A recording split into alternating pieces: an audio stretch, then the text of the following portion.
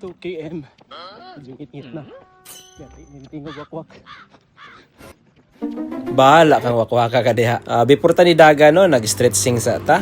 Para dili na punta ma-injury ba, parehas sa una na injury ta kay dito dagan way stretching na to. Nagingon na to na warm up sa gyud natong lawas gyud, painiton ba. Dili ang tabadidoy. Sumuka ng tabadidoy god. Lami yun kayo sa piling ka ng magdagandagan ka, sington ka. Kay mga inat imong ugat ana, dili jud ka magluya. Kay mga simiipit na, similuya yug ka. Inahanlan po na to na ibingat-bingat na to itong mga bugan diha. Ayaw lang ipakita ang kigol kay basing laguman na nakaayo ba. Disclaimer lang diha ba, dili ko pro ha, basing mag-ingon mo na nagtudlo-tudlo ko dire nya, dili ko maayo, dili ko ingana ha. Ang ako dire ga vlogger gyud ko. Basing ganahan ka mo suporta.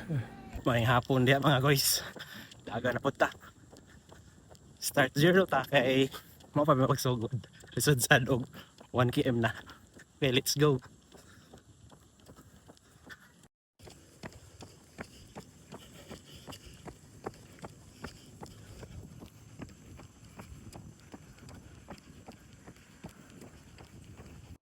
One km. Dali ra ning ngit-ngit eh. Pero okay ra na. So nindot kayong view diri ano. Di lupad na airplane, di makitaan kay cloudy kayo. Mo to dito mayapay.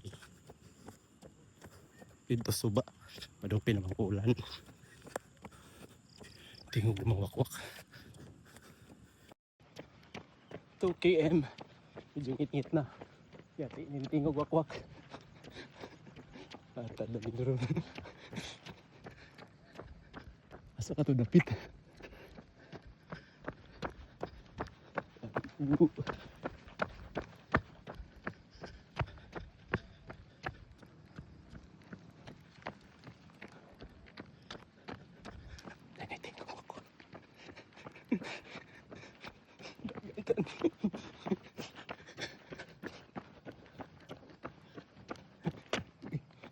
Dati.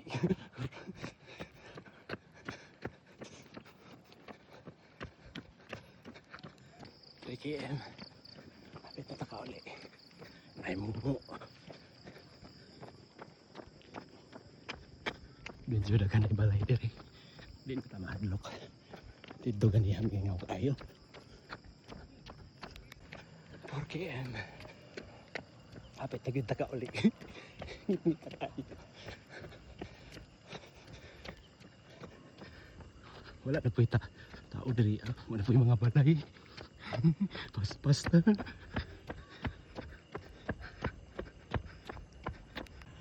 Yes. Doon lang kita sa crossing. 5 km.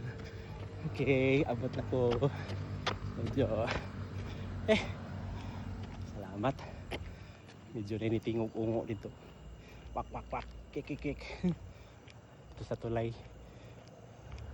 So, nanata sa crossing. Okay. 5 km sa lang taron ha. Ugma 5 hapon pero maglong run ta karong weekend. Kita kids. And thank you for watching mga guys and follow for more. Labus.